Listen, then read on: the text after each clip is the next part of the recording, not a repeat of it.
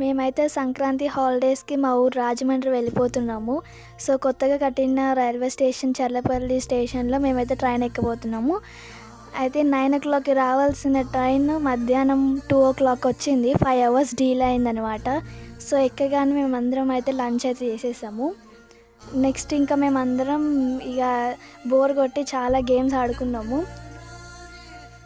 ఇంకా చాలా లేట్ అయిపోయింది మేము దిగేసరికి.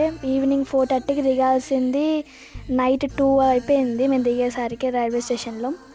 ఇంకా అక్కడి నుంచి ఇంటికి వెళ్ళేసరికి 2:33 అయిపోయింది. ఇక అక్కడ భోగిమంట రెడీ చేస్తూ ఉన్నారు. ఇంటికి వెళ్ళిన తర్వాతకే ఇక భోగిమంట స్టార్ట్ చేసేసారనమాట. ఇంకా సంక్రాంతి హడావుళ్ళు అయితే స్టార్ట్ అయిపోయాయి.